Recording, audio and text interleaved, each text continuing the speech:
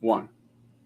Coming to you live from deep within actually it's sort of windy and leafy, radioactive wasteland. We are the survivors of the alt-right Keck apocalypse, the few, the brave, the bitchy, once more wading into battle against the froggy lobster zombie hordes with Rantzerker.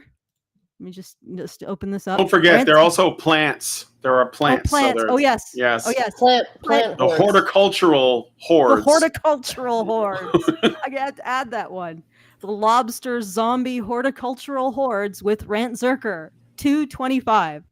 Experts weigh in on the best way to ignore your problems, Jubilee style. And this is another installment of how to pretend we don't have a problem with what's going on in society. And I'm your host, Alison, and this time I am able to stream. So I'm on the secondary streaming setup. And with me is Karen and Brian, and we are once again wading into the swamps of Jubilee, the horticultural, the rotting vegetation that is Jubilee. I'm trying to extend this metaphor, but I don't think it extends any further. But anyway, we're going into the Jubilee mental swamps. And I was actually invited to come on this show, so it's really interesting to see what it ended up being without me. I don't know if I would have added anything, though. Maybe just a little bit of confusion. All right, so let's shall we start? Because we did actually successfully do our fundraiser. Finished up yesterday. Yay. We didn't have much left when we started the show, only $45. So somebody popped in with the last 50. So thank you. I think it was Craig C, actually, and I might have given him a shout out last time, but thank you again.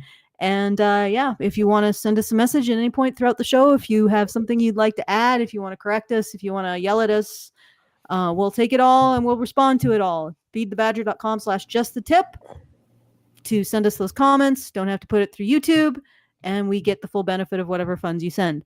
So, shall we just get right into it? Yeah. So where we left off was just the start of the next statement that that the panel is choosing to agree or disagree with.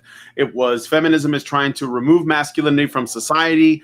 The people who agreed with it have already come forward and said their piece, and now the disagreeers are stepping forward, including the plant here. And we'll see what they have to say. So I'm just going to play it from there. Let me turn on the appropriate things here. That's perfect. The plant in so many ways. Indeed it is. He believes he's a plant. He is a plant, and he's possibly a plant from another planet. All right, let's do it. On a plant-based Men diet. typically get custody of their children way more often than not. When a woman rightfully and honestly gives her... Okay. Is this the does feminism want to get rid of masculinity question? And so we're on custody for some reason. Yeah, I think it came up when the agreeers were talking about it. They were talking about you need a father in the home to teach mature masculinity to boys. Well, yeah. Okay, all right, fair enough. So now she's we're saying that men get custody, and that means No, something. She's saying men get custody way more often. Way more often than not. Yeah. Well, here's the thing. They don't, period. And if they did, then feminists would support shared custody initiatives with a rebuttable presumption, because that would get rid of the bias for fathers. But they don't, because they know that there's a bias for mothers. Yeah. Look at what they do and not at what they say. Feminists do not support shared custody initiatives, even though that would completely erase any bias towards fathers and give women a level playing field. But they don't support that because they know the truth. This is absolute. Everything coming out of her mouth is a complete lie. Yep. I don't know where I want to know where she gets this from. So maybe they'll explain why. She probably gets it from the Massachusetts study from like 1989, and that's been thoroughly debunked. Is it the one where, because I know that one argument that's often made, and I don't remember if she makes this, is that it's only when men ask for it and men don't ask for it, because the assumption is men don't want to be involved with their children. Yeah, well, no, but I mean, the issue is that data doesn't necessarily measure up, because most men go into a divorce thinking that their wife is going to be fair, unless they've already been burned once. And so when a man files for divorce, he usually doesn't ask for custody, and he probably would never actually want 100% sole physical custody, right? So women are much more likely to ask for sole physical custody. And, but then the study that they always reference, it didn't make any kind of distinction between joint custody being Wednesday evenings and every other weekend, or joint custody being 50-50 physical custody, right? 50-50 shared parenting. It didn't even make a distinction between legal custody and physical custody, because there is a difference, right? A man who has legal custody but no visitation rights still has a right to phone his kid's school and ask what their grades are and things like that, right? They still have a say in medical decisions and things like that, right? So it's like, and they lump them all in together. But even when the guy actually crunched the numbers on the website Breaking the Science, he found that when women requested custody and when men requested custody, women were granted some form of custody 6 times more often than men who asked for custody, right? So even in cases where the man does ask for custody, 6 times more often, if the woman also asks for custody, she will get some form of custody than he will. So it's playing with numbers. It's what they love to do.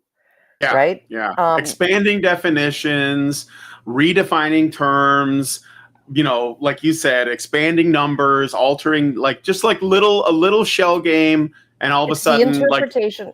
It's like, well, okay, so Noel Plum did a video ages ago about the wage gap, and we're talking like wages, hourly wages, straight time, no overtime, right? Between men and women. And they found that there was an 11%, women earned 11% less than men did, okay, in hourly wages, just straight time, like absolutely like the purest measure, right? For all jobs, right? And then they went and they looked, and they found that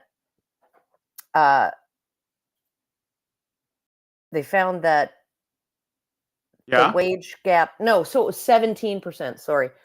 And then they found that in full-time work, it was 11%. Women were earning 11% less. So you would expect that in part-time work, women would be making way less than men, right? To make up that 17%, to bring that 11% up to 17%.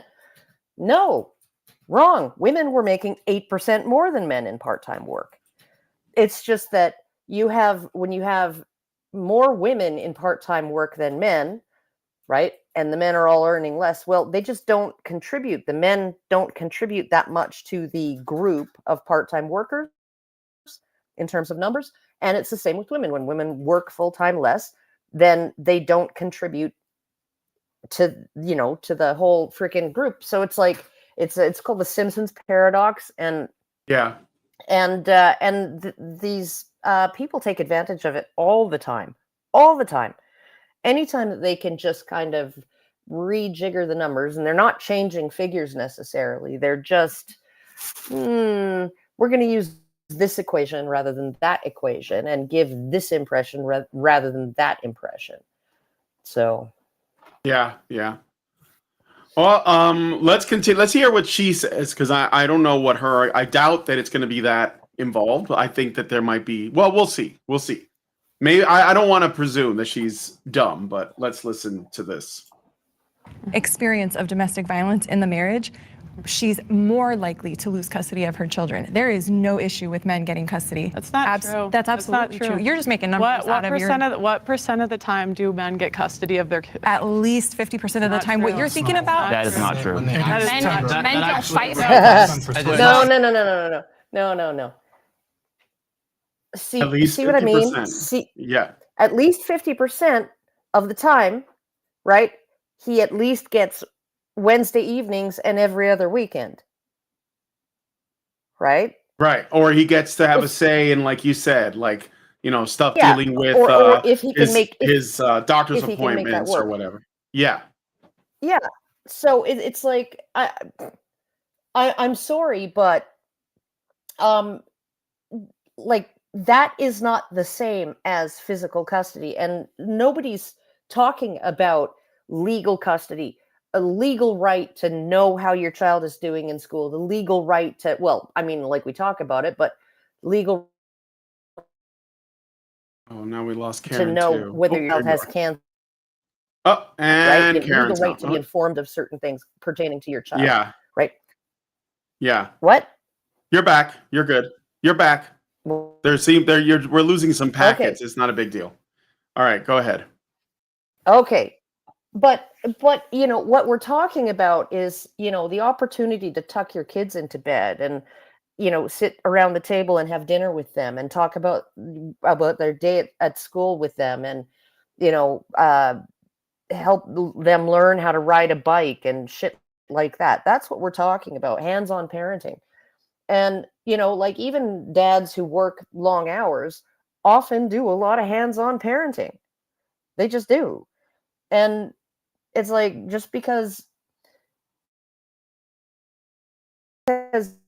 he wasn't there all the time doesn't mean or that she was present in the child's presence more often and performed more chores does not mean that the relationship between the child and the father is meaningless. And so it's like, I just, every time I hear this argument and the 50% of the time men get custody. Well, what that by definition means is that 50% of the time they're not even allowed to call their kids. Yeah. Yeah, that's what it really means, right? That they have like zero access. All right, let's hear like because they're talking over each other. So let's see if this gets cleared up. I'm gonna play some more. Karen, they win over 77% of the No, time. but 90% of the cases do not even go to family court. Yeah. No, but the question is why. And I had the same thought when I first heard it. I would ask, like, why aren't men fighting for custody? But the problem you get is the lawyers will tell them not to even fight because it's so expensive, and you have a 10%. That's not true. And you have a 10%. Men don't even file the appropriate paperwork. Why are you blaming feminism for that? Wait, I think The statistics and the numbers that you're thinking of and that you're talking about are from the 70s. It was from a psychologist, Dr. Gardner. He was the one who invented. So Karen, oh yeah, yeah. So is this the one? I'll play the rest of this. So she says, but Dr. Gardner. But before that, the guy says, why are you blaming feminism for that? Well, when they go ahead. I'm sorry. I'm having problems with continuity here, so I don't know whether it's you or whether it's me. Oh, okay. Did you miss something? What's the? Let me play the clip again. Were you not able to hear it? It's just very choppy. It's just very choppy. So. Okay. All right. I'll just play a little bit of it again. Here's Pearl saying, "I also questioned this statistic and thought men were not fighting for custody of their children." Is the lawyers will tell them not to even fight because it's so expensive, and you have a 10%. That's not true. And you have a 10%. Men don't even file the appropriate paperwork. Why are you blaming feminism for that? Wait, I think The statistics and the numbers that you're thinking of and that you're talking about are from the 70s. It was from a psychologist, Dr. Gardner. He was the one who invented the term parent alienation, and he was very biased in gearing it towards women. God, he was later discovered. What? It's a good thing Monique isn't here. They actually, they slandered Gardner as a pedophile, falsely slandered him as a pedophile to discredit his work, right? Just like they did with Warren Farrell and, he's an incest apologist, right? Yeah, to discredit his work. And so, apparently parental alienation does not exist because the guy who invented the term was apparently a pedophile. Well, okay. The term gender identity doesn't exist because Dr. John Money sexually abused his patients. Yep. Well, yeah, but of course it doesn't count then, right? So this is a pattern of using slander to discredit people, and then pretending like everything they say is made up. Like there's no such thing as abandoning your child. There's no such thing as parents who are like in a divorce and like one parent uses like the legal system and essentially brainwashes their kid into thinking that the other parent doesn't like them. You know, the guy, I did an interview with him. His wife ran to Ukraine with his child, and then when he was trying to get his kid back, the Russia invaded Ukraine, and his ex-wife took his son and went into Russia and lives there, and now his son doesn't even speak English. So he can't talk to his own kid. That's not happening. No, that's not a thing. Oh Okay. man, I had to like my divorce was, you know, I wouldn't call it, you know, combative or contentious or like particularly toxic, right? But it was not amicable. It was not 100%, you know, everything's cool and we're parting as bestest friends or anything like that. And it took me a long time to get over how he kind of made the entire process way more difficult than it had to be and way more expensive than it had to be. And I had to actually really stop myself from bad-mouthing him in front of the kids, right? Yeah. Like it was just like, but if you do that enough, you poison your children against their dad. And it's like, no, he's their dad. And so I was just like, I have to not say these. I have to say them to someone, and I will, but I'm not going to say it in front of them, right? Yeah. Yeah. All right. Allison's Hello. back. Hold on a second. I got to put you back in the scene. So, all right, now you can talk. Hello, I had Yeah. a brownout, which because my other setup isn't on a battery, knocked me off. So just in case we have another brownout, I changed back to this one, which I didn't do because I wanted to have access to. You guys are both face palming. I'm sorry, guys. God, why don't we grow? I don't understand why our channel isn't huge. I just don't get it. Well, I mean, Okay, I know. I can't. It is what I it can't is. affect the brownout, right? Yeah, I know. It's just something that just happens regularly in rural Saskatchewan, and I am going to correct that by getting a battery backup for my other computer. But yeah, it's just something we have to live with. So sorry about that, guys. You guys rely on wind energy a lot?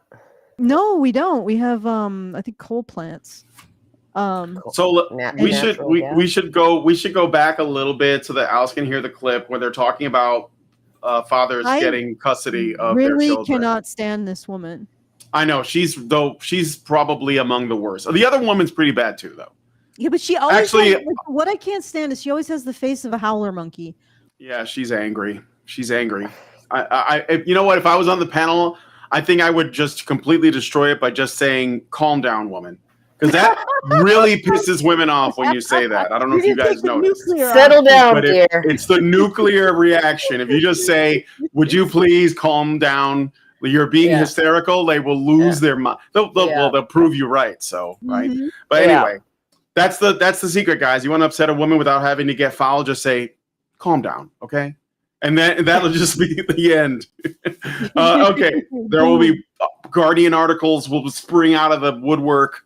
You know, there'll be all kinds of thought pieces on it. Calm down is the new misogynist far right talking point. You know, like it's just going to be all over. And racist too. Yeah, of course it is. Of course it is. All right, let's play this again. I'm going to replay it. The statistics and the numbers that you're thinking of and that you're talking about are from the 70s. It was from a psychologist, Dr. Gardner. He was the one who invented the term parent alienation, and he was very biased in gearing it towards women. He was later discovered to also be defending pedophilia. The parent alienation has never been in any DSM, never recognized by anyone, even the World Health Organization. So more often than not, now that women are working and men are working, custody is very much split down the middle. I want to see that fact check that popped up because Jubilee is in on this as well. So Apologist Dr. Gardner, he was the one who invented. All right, it says Gardner developed the theory Apologist. of She said Yeah. apologist, pedophile apologist. Yeah, there was another pop up right after this. So I'm going to read this really quick for the people that are the people who are listening. Gardner developed the theory of parental alienation syndrome, a condition in which children wrongly believe that they are being abused, and recommended courts treat the children by placing them in the custody of the parent accused of abuse. So it's just one way that they do that, by the way. But yes, The then there's term another parent alienation. Well, here's the And thing. he was Essentially what that means is Gardner is saying take the kids from the parent abusing them and give them to the parent who isn't. Well, it's basically like Lygia and Vladek all over again, right? You know, like Lygia was the abusive one, but she was the one who was accusing. She was the only one who was accusing anyone of abuse. And so, yeah. But, the family court judge saw through it. What I mean by that is that if you are a mother who is coaching your children to say that they're abused by their father, that is abuse. Yeah. Okay, so essentially, or Gardner is convincing your children, because this is one of the horrible things, is you can actually convince your child that he or she was abused by the other parent. You can actually convince them to believe that, not just to like say it, but to genuinely believe it and form memories of it, because that's how malleable people's brains are. Yes, particularly exactly. when they're young. So essentially, he's saying take the child from the parent who's abusing the child and give it to the parent who isn't, based on this particular form of child abuse. Yeah, because this is child abuse. Sounds like a sketchy theory to me. It's just really sketchy. Let's debunk it by accusing him of pedophilia, okay?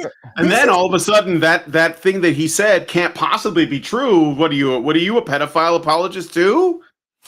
Yeah, just use a false accusation to shut them down and get your way. Well, just because you accuse some women of having Munchausen's by proxy doesn't mean children don't get cancer. All right, let's play the rest of this. I want to see the other pop-up. Very biased in gearing it towards women. He was later discovered to also be defending pedophilia. The parent alienation has never been in any DSM, never recognized by anyone, even the World Health Organization. So more often than not, now that women are working and men are working, custody is very much split down the middle. Who gets the custody the majority of the time, men or women?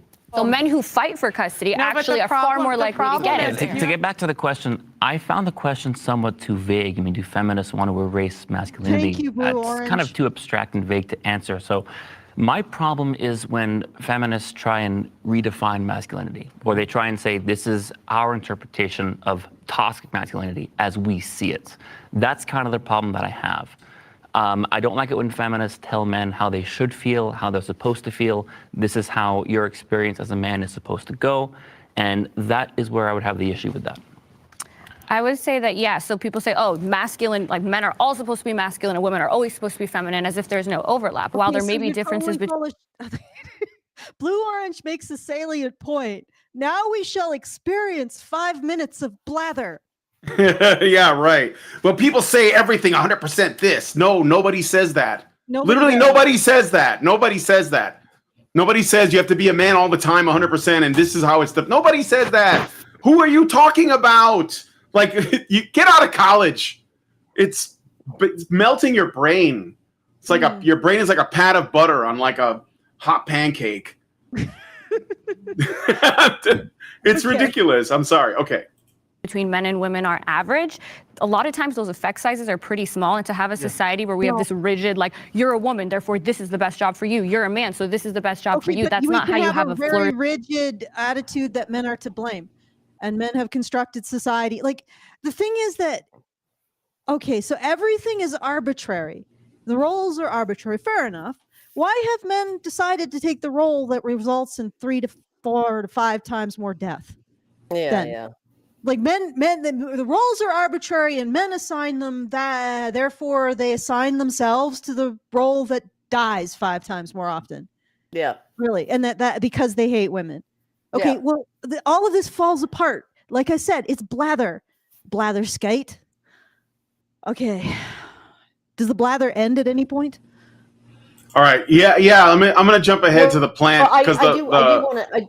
Yeah, go ahead. I do want to say that that the overlap that she's talking about is not what she thinks it is. There's a beautiful article on PLOS One, I think it's called. It's a like free research website, right? Open source research website called "The Distance Between Venus and Mars," and it's a lot. Global. I think it's called global. The subtext is called global differences, global sex differences in personality. And what they found was that when you amalgamate all these sort of subtraits into like one of the big 5, sometimes 6 core traits, like extroversion, right? Okay, so extroversion is a big 5 trait, and then there's another 5, agreeableness, and some of the others, right? That you find that men and women are basically the same. There's almost no difference, right? But then when you look at the fact that in women, extroversion expresses primarily in warmth and affiliation, whereas in men it more often expresses as social dominance and assertiveness and venturesomeness, right? Then like those are nothing alike. I mean, they are all forms of extroversion of right. So what you're saying is with other people, but right. So what you're saying is there's a lot of similarity in the big 5 between men and women, but the context is worlds apart, like where that happens. What they found was that when they actually broke it down into like looking at the individual subtraits, they found that there was only about a 24% overlap between men and women's personalities. And then when they removed the single, okay, and this is going to shock all of you guys, right? The single biggest difference, the single biggest subtrait difference, sensitivity, emotional sensitivity. When they removed that, they found that that there was it was 10% overlap. When they removed sensitivity, there was a 24% overlap, right? So you're looking at a situation where men and women are really like across all of these traits. They're nothing alike. I'm sorry, they're just not. And yes, everything happens on a curve, right? But within sexes and those curves overlap. But you have to be more sensitive than 17 more sensitive than 83% of men, right? In order to be as sensitive as the average woman, as the median woman. So, I mean, I'm sorry, but there's just it's not. This is none of this is. But then again, they play with the statistics. They play with the numbers. Oh, we're going to bundle all of these traits: assertiveness, venturesomeness, dominance, warmth, and affiliation, all into this big category of extroversion. It's just a big melting pot. And yeah, because men and women are equally extroverted, we can say they're the same. Yeah, exactly. So they're the same, but not really, because again, in a certain context, men and women are going to be very, very different. So, and yeah, I think that the big 5 thing is, well, let's jump into the next bit, because this is where it gets really horticultural. So let's play this. In my experience, I feel like when it comes to redefining masculinity, that's not even a real concept. We need to abolish gender as a whole, because the ideas that's pretty much raising the whole masculine, that's not even a real concept. Feminine is not a real concept. These are just things that were designed long ago by people who aren't here. You want to abolish gender? Yeah, it's not real. It's not real. It's a human construct. If the complaint. Yeah, men lives matter is like what? Let's just flatten everything and become like gray blobs that are completely featureless, and then we'll finally have equality. Yeah. We'll find like that's the only way. We just have to stop being human. And also, they're not doing anything of the sort. They're not actually fundamentally questioning anything about gender. They think they are, but they're not, because they still put men in a position of accountability and women in a position of blamelessness. So they're still supporting a very, very strict gender dynamic, and they don't have the mental faculties to even analyze it, to be honest. From what I can see, they just don't have the deconstructive ability to really understand what gender is. And yet they espouse all this nonsense about how we're going to live in a genderless world, except men will still be to blame for patriarchy. Yep. Yeah. It won't change anything. It won't change anything. And of course, like he'll say there's no such thing as femininity. But remember, when he came in here, this plant guy, Ariel, he basically said women, and then when it came to women, he was like, here are all the problems women have. When it came to men, he was like, there's no such thing as a man. It doesn't exist. So he is still operating within a binary, and he is still acknowledging the existence of women as a victim group and men as an oppressor group, regardless. So he's probably taking an identity out of the idea that he is saving women from their problems. Of course he is. How is that different than the traditional masculine identity? Yeah, well, and then of course when men finally are convinced by these feminists to completely dismantle patriarchy, and the entire fucking world goes to shit because we got rid of masculinity and made everybody equal, and everything just falls apart, and nobody's attracted to anybody anymore, right? What are they going to do? They're going to blame men for like doing what they wanted. They're going to blame men for not stepping in and doing something about them. Like a woman who does something absolutely insane and a man lets her, and then like she almost dies or something, and he's like, why'd you do that? And she's like, why'd you let me? That's basically what's going to be. Men are going to be blamed for not stopping it, you know? Yeah. Yep. It's like, you know I'm crazy. Why'd you let this happen? Yeah, I'll think that they're actually challenging gender roles when they stop blaming men for everything. Yeah. But that moment when they're like, wait a second, maybe actually women should be accountable to something. That's the moment I'll think they're really challenging gender roles. Until then, they're just supporting them. Yeah. Absolutely. All right. So this guy, let's see where it goes from here. So some other male feminists on the other side. Oh, I'm sorry. Non-male gray blob guy on the other side acknowledged that this gray blob said about men. So the gray blobs are in agreement with each other. Well, the complaint is that feminists, which aren't synonymous with women, obviously we have two male feminists right here. If the complaint is that feminists want to reconstruct a new idea of masculinity that is actually healthy, that allows men to realize when they are victims. Oh, God. Wait, go back again. I'm sorry, I laughed. They want to construct the new version of masculinity. What was that? What was that? The new man, Allison. I'm sorry to bring it back to commie shit, but the social man, the socialist new man. Brian, no, I know, but that's the frame. That's the frame that they're bringing up when they talk about that. The old man, like All right, let's play it. Let's play it. It was the old man. Yeah. All right.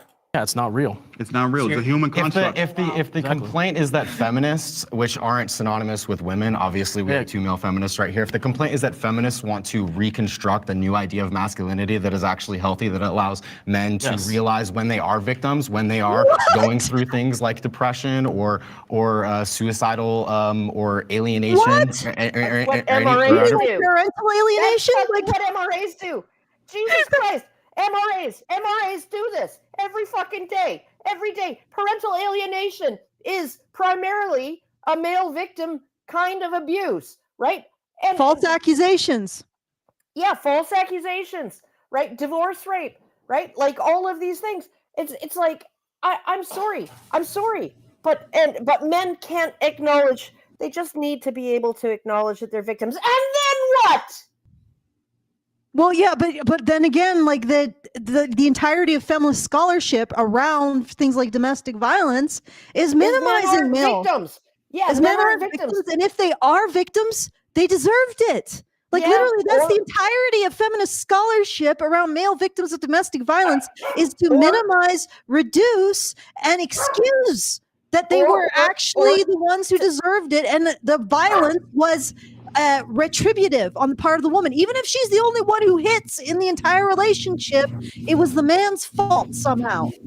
Oh yeah, no, this is one of the things too, because I had actually a friend of mine say, well, when I was discussing the neighbors, right, and how they're having a fight, she's screaming at him, she picks a fight, she's screaming at him, he's begging her to stop, please just calm down, we can talk about this later, there's a baby in the house, right, and he's just going from room to room to room, right, and closing the door, and she's following him, so he's trying to remove himself from the situation but not leave his baby alone with this psycho, right?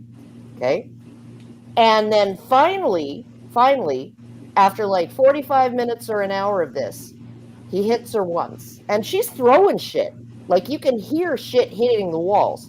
I think they had to drywall the whole place after those two moved out, right? And so she's being extremely violent. He hits her once, right? And then it just goes silent. And then like 20 minutes later, they're out with the baby in the stroller, right? Having a walk, because I guess they settled it, right? And he needed to do that to calm her the fuck down. And so I'm telling my friend this, and she says, oh, she was just trying to diffuse his violence, right? To trigger his violence before it built up to a lethal rage, right?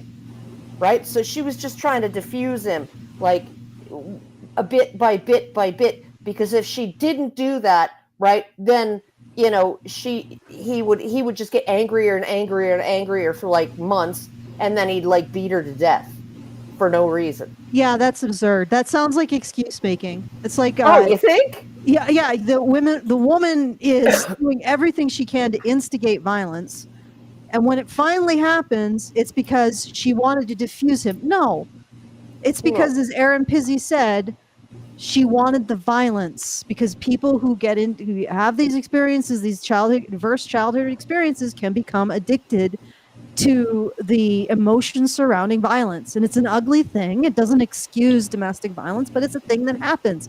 And until, like, I think it was Deborah Pony. Was it Deborah Pony? Who talks about how women have to take responsibility for their violence because it is the biggest predictor for being aggressed against. I think Aaron Pizzi brought that up. Maybe Deborah Pony too, but Aaron Pizzi for sure. But even getting it away from that, that's like that is it. That we don't even have to talk about men who hit at all, who actually engage in mutual violence, especially mutual violence after the woman has done something like that they've been violent for half an hour, they've been instigating for half an hour. We can just talk about men who do nothing. Absolutely nothing. And feminists are saying that those men are to blame for the violence they can experience. So in what capacity do feminists recognize male victimhood at all? In what capacity? Put your money where your mouth is, dude, because right now what it sounds like is you're like, oh, well, I don't want them to realize the truth of feminism. And this is a good thing, supposedly. So I'm going to claim that feminism does it for no other reason than because I am an adherent to this particular ideology. Well, put your money where your mouth is, right? Put it where your mouth is. The only feminist initiative I have ever heard for male victims of domestic violence, the woman specifically said, I did this because I wanted to shout down men's rights activists who say feminists don't do this. So that feminist initiative for male victims of domestic violence, you can thank us for it. Yeah. Because you wouldn't have done it otherwise. And every other initiative for male victims, men's rights advocates, men's issues advocates, people who are concerned about men and often get labeled by the same broad brush that we do, men's rights activists, misogynists, etc. Every initiative that I have heard of for men has been either shut down by feminists, in some cases using violence, or it has been blocked in terms of funding by feminists. Feminists have absolutely no interest in men's issues or men's victimhood. Okay, they have none because it dries up their money. Yep. Okay, I got a super chat from Senor Sticks. He says for $2, Karen, Allison, are you questioning male feminists? How dare you question your betters, ladies? Do you not know that they understand the world better than like any like women that aren't in lockstep with feminists? All right, thank you for that, Senior Six. I haven't gotten any super chows, but I will say a lot of people are watching on the vertical. I don't know if you see I noticed that. That's hello, vertical people. Hello, verticals. Hello, people watching on mobile devices. Confused comment. You're gonna be like, what is going on here? Who are these people? We had one confused comment like yesterday who's like, are these people, I can't tell if they're far right misogynists or radical fem Nazis. I'm like, maybe we're neither. Maybe we're like a little bit of column A, a little bit of column B. I don't know. I think that radical feminists is a little bit of a stretch, but for sure. Well, anyway, go ahead. Welcome to the chat. Feel free to post whatever. And also feel free to visit some websites like the Canadian Centre for Men and Families and see what men's rights activists actually do in the real world. I don't think they would defer them. They are called men's rights activists, but I don't think that the Canadian Centre for Families would call themselves. Canadian Centre for Men and Families does not call itself men's rights activists, but they are advocates for men and for what they do is more important than how they identify. I'm just saying, like, if you're interested in men's rights activists, just stay tuned and listen to us. If you're interested in people who are working on men's issues aside from like the stuff that we do, which is more about the social sphere, more about recognition of how men's identities are being maligned in the current era. But if you want to look at like shelters, and we talk to them regularly about their initiatives. So once again, Center for Men and Families in Canada. Canadian Center for Men and Families. Okay. All right. For Men and Families. All right, let's keep going with this because now Vin Diesel here is going to get involved. So, whatever day is saying that this is what a man should be. The thing, men don't deal with their emotions the same way women do. Because they're not taught to from childhood. Because you're a boy, you get a truck. You're a girl, you get a doll. You're going to be good at cooking. Go play in the toy kitchen. You're a big tough man. Go get the army soldiers. Oh, God. She's so obnoxious. She just talked over him. I know that what he wanted to say, because he works with men. He's Canadian, works with men. And basically, we've talked about this before. Women heal face-to-face, men heal side-by-side. And basically, he's just saying, this is the way men do shit. And frankly, everything we have set up to help people is not really geared towards men's specific needs. It's basically treating men like broken women, just like schools treat boys like broken girls. It's not even geared to women's needs, to be honest. It's geared to using women as a perpetual source of income. But what I was going to say is she's assuming that the default is feminine, because I don't hear her saying, well, women should maybe adopt men's ways of dealing with mental health issues. And honestly, like when you look at when you look at the studies, men actually have better coping strategies. But here's the big news flash: they're coping with more. Yeah, they're coping with more, and you can see it in the statistics around workplace death in like the military, all kinds of stuff, and also domestic violence and having no freaking services for that, or rape. So they're coping with more stuff, but their coping is actually better than women's. Yes. Mm-hmm. But the best, of course, is people who can do both styles when it's appropriate. So, I mean, she could say, well, maybe girls need to cope the way boys do. But no, maybe girls need to put on some big boy pants and toughen up a little. Maybe women need to man up. No, she doesn't say that. She says women are the gold standard. Men need to become that. That this isn't getting rid of gender. This is getting rid of men. Yeah. This, like, when they say let's get rid of gender, no, they mean let's just get rid of men. Yeah. But blame them at the same time. So if you do get rid of men, who do you blame? Well, it was the men because they sucked. That's why we had to get rid of them. So we have to keep blaming them for generation and generation and generation and take no responsibility, even though there are no men around. All right, Okay. Let's play some more of the video.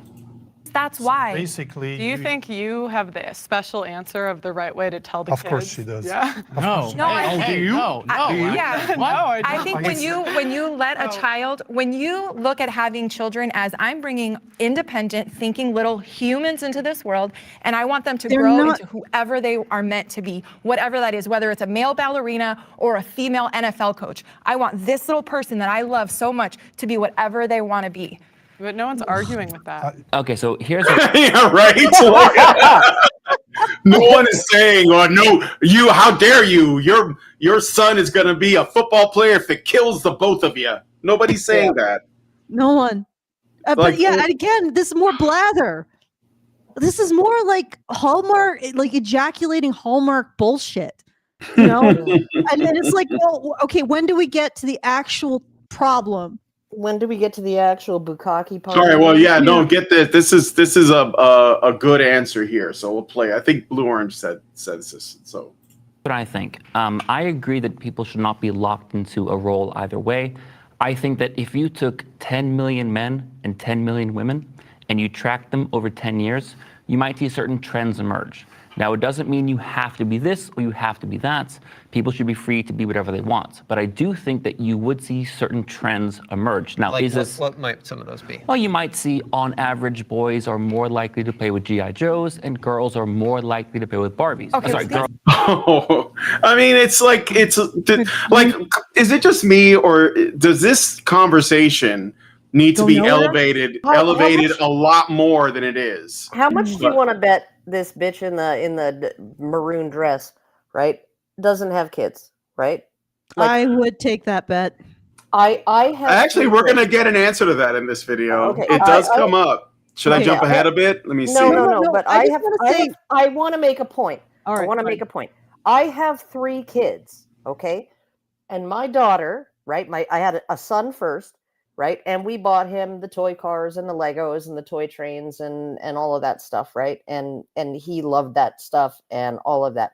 And Rachel was born and she played with all of that stuff too. And she was happy to play with it. And she still, like all the way through her childhood would still play with these kind of boy toys, right?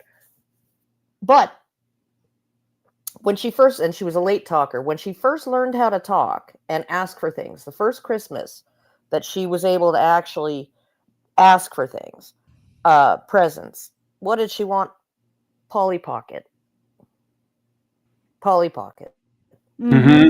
That's what she wanted, right? And it was like, I thought she was just perfectly happy just playing with all of these like bulldozers and stuff like that I had for Jack, because she loved them. She really did love playing with them.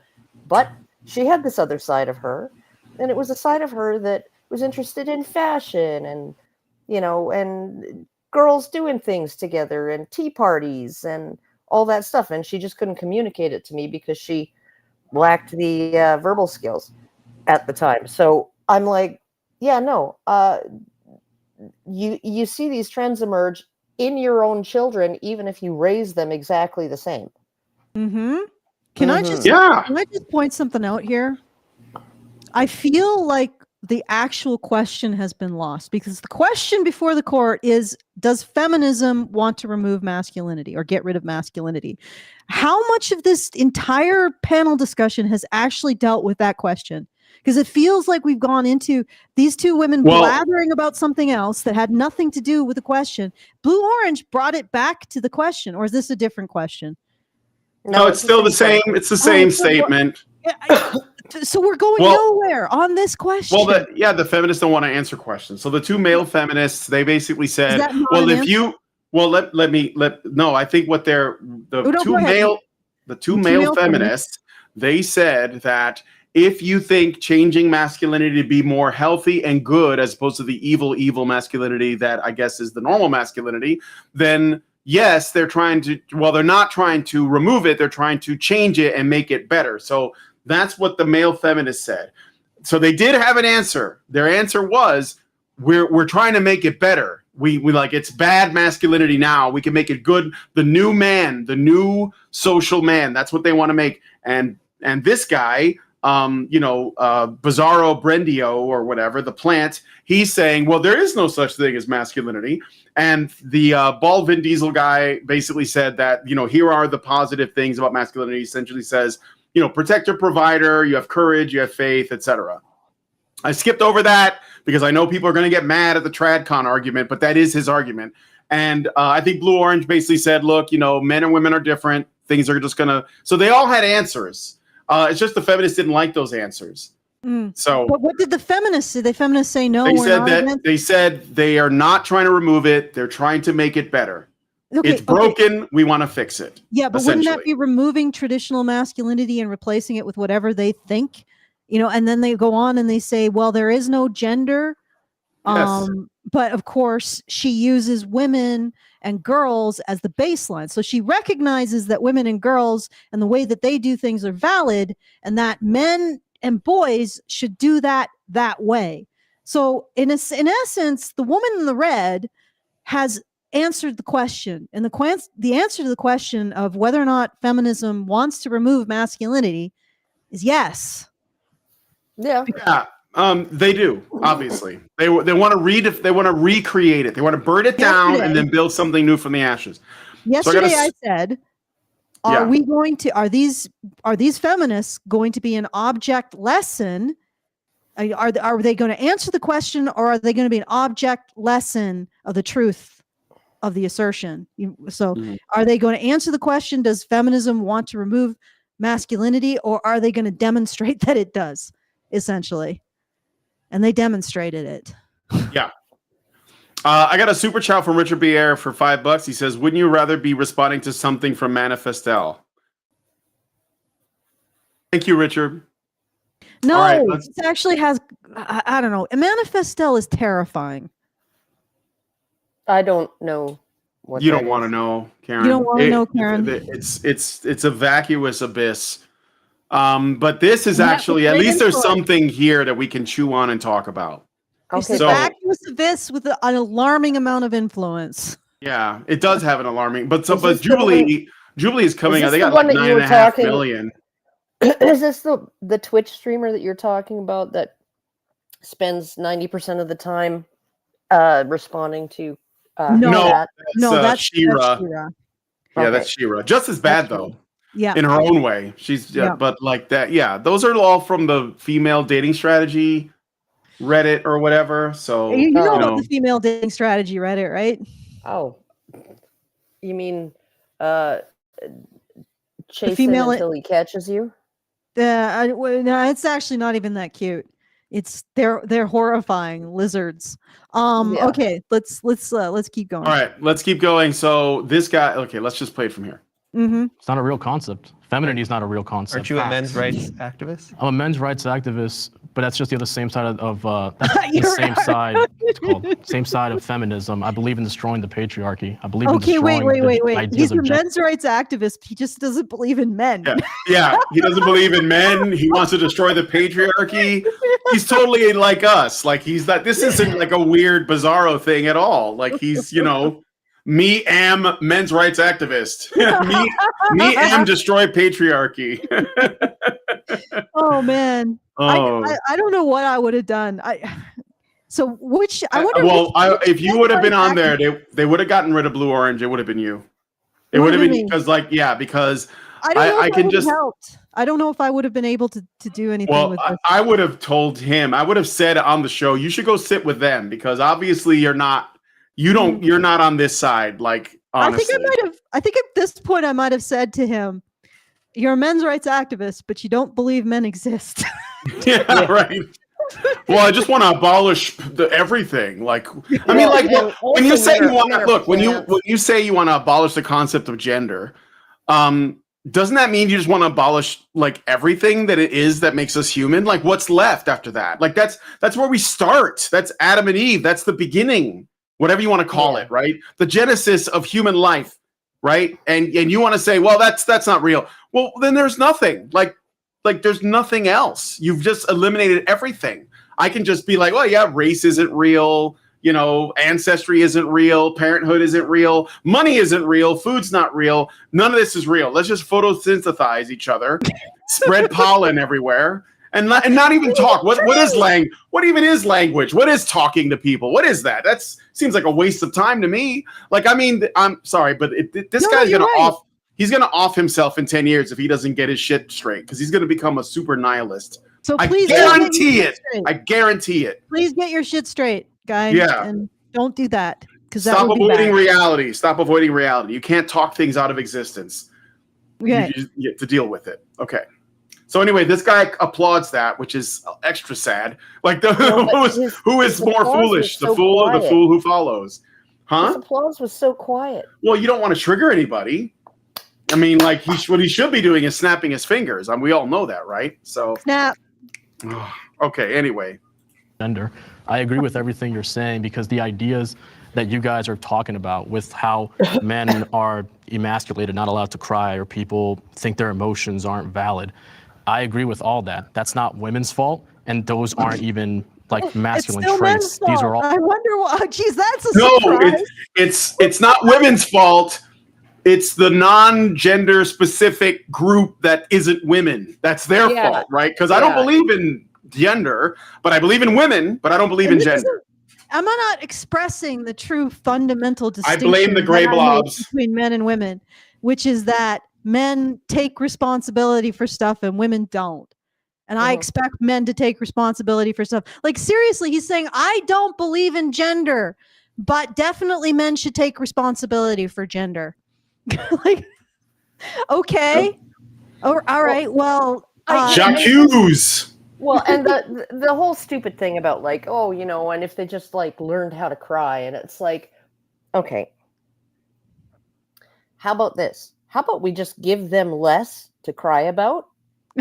No. Right? And leave them alone to deal with their shit, their emotions, the way that they want. No, we can't do that. Because that would be recognizing that men can have external forces acting on them. Yeah. Like that things can happen to men. And that is not the case. Things can't happen to men, because everything that happens to a man, everything that happens to a man is something that he chose to have happen or chose to become a victim of. There is nothing outside of the agency of men. And also, I completely disagree with gender. Gender doesn't exist. Yeah. Well, I mean, technically, gender doesn't exist. Sex does, but we'll I know what he's like. You make something up, and then you make up a thing that counters the thing that you made up, and then you say you won because you came up with the best thing that you made up that counters the other shit that was already made up. Like gender is John Money and Kinsey, and it's not men and women, but they use the words interchangeably so that they can essentially erase the identities of men and women as well, which is what they are doing. I get what you're saying. I totally get it. Yeah. So they make but at the same time, and then they destroy that concept. If you're a biological female, but you identify more with the masculine, it's time to lop your tits off and cut a lot of skin off your arms. Pop some testosterone pills. Yeah, which again, the concept doesn't make sense again, because in order to believe in trans people, then you have to believe in the idea of a binary. Yeah, of a binary, so that you can go from one to the other based on sex. Exactly. And I would have confronted him on that. I would like, so do you not believe trans people exist? And because like again, like just using their own tools against them, it's ridiculous. But anyway. Oh, somebody in the vertical chat has said, I don't know what side you guys are on, and I've listened for 10 minutes. Okay, we're on the side of common sense, right? That I don't know. As Pierre Poilievre says, common sense. Yeah, we're just on the side of common sense. So every time someone says something that doesn't make any goddamn sense, we say that doesn't make any goddamn sense. And also, you're an idiot. That's what we do. Yeah, he says, okay, I think I'm with you. Well, thank you. Jonathan Latman, and appreciate your look. The thing is, overall, I'm on the side of the men's rights side of this conversation. I think we all are. But this plant is not helping at all. And, I mean, that's really it. I haven't really had criticisms of Montreal Vin Diesel or Blue Orange or Pearl.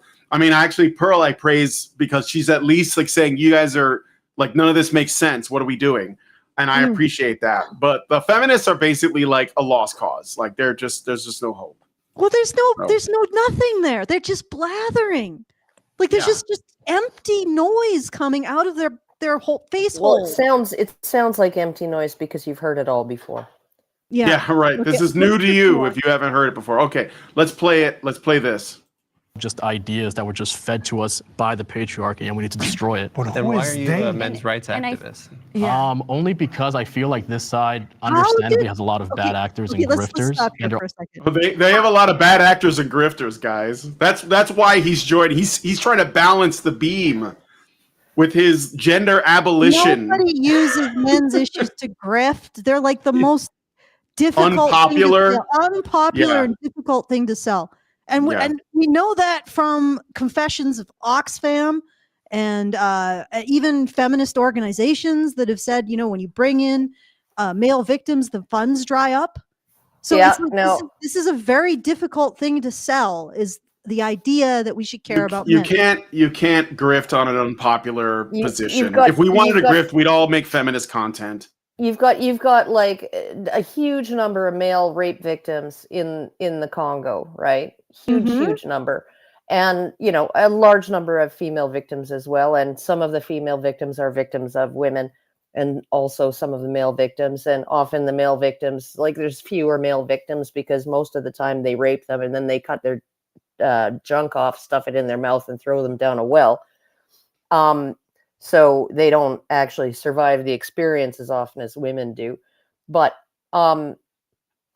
you have organizations like Oxfam saying if you allocate more than 20% of the funds to these NGOs on the ground, if you allocate more than 20% of the funds, actually, I think it was 20% way back 20%. When. Okay, all right. Yeah, that's even worse. To male victims, then we're not funding your organization anymore. Right? So when a man goes in with a perforated anus, right, like a perforated rectum, and like he's had sharp instruments inserted in him, he's fecally incontinent, he's bleeding out his butthole, and all of this, and he goes into the doctor, and what does the doctor do?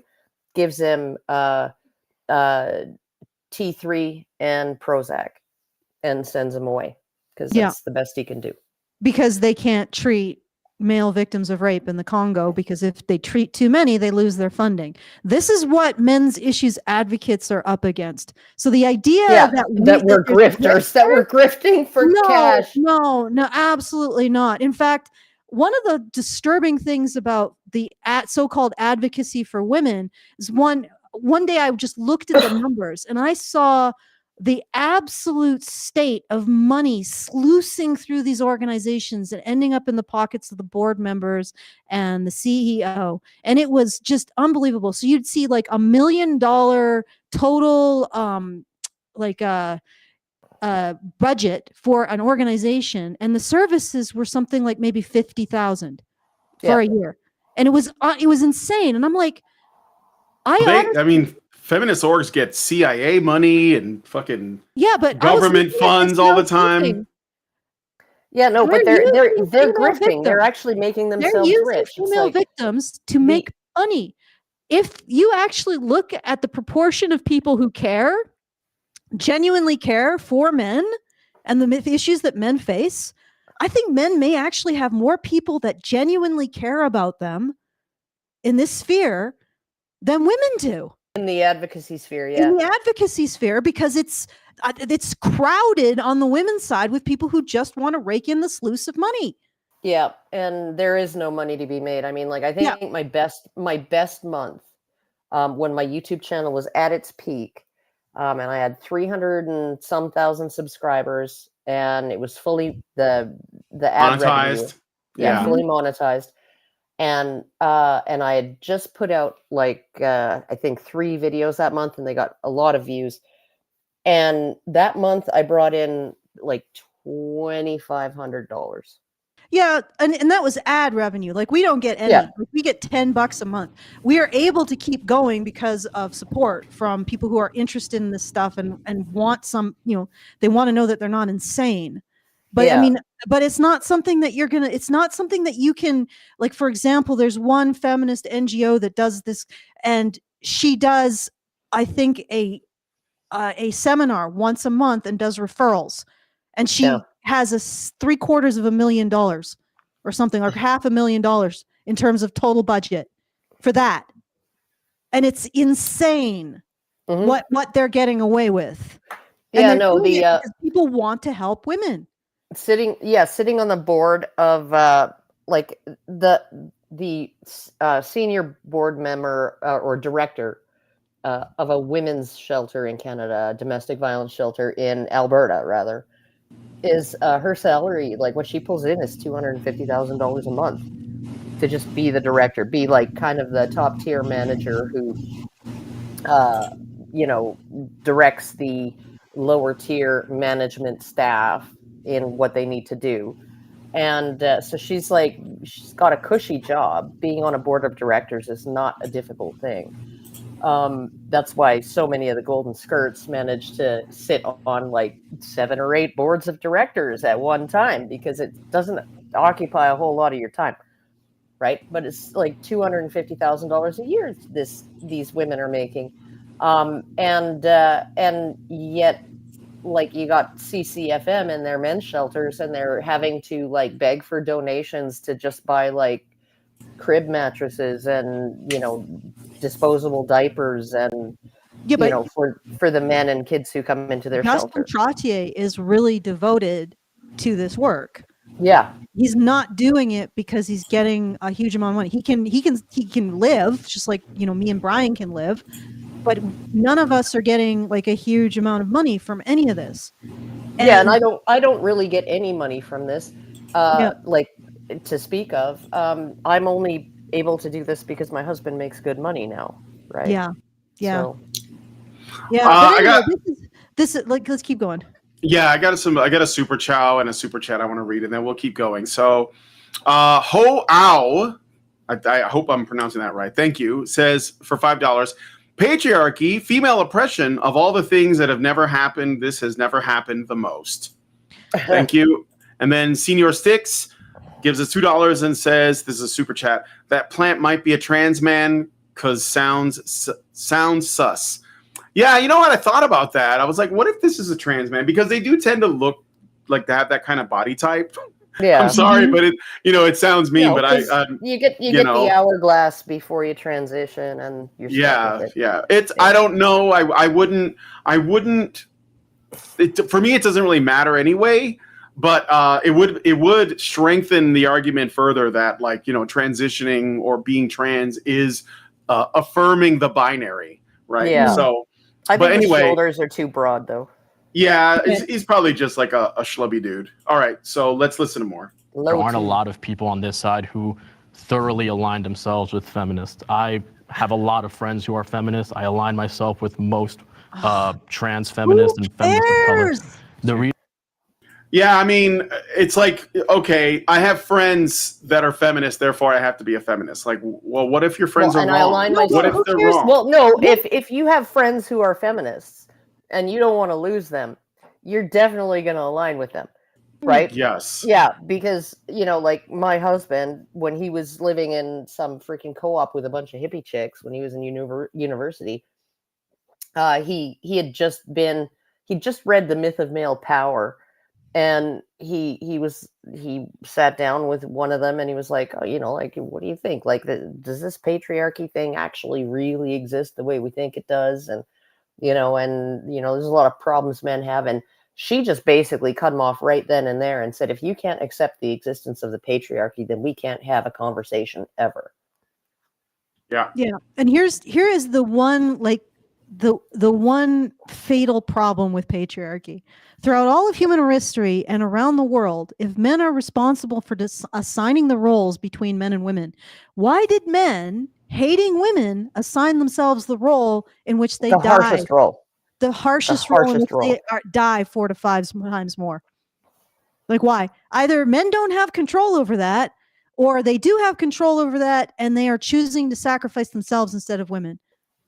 And also the best argument against patriarchy, conjecture. The patriarchy. You have to call it the patriarchy, because patriarchy is actually a system that, with a TM at the end. A TM. Yeah, you have to use the biggest argument against patriarchy conjecture, I'm going to call it patriarchy conjecture, is that it has never been proven.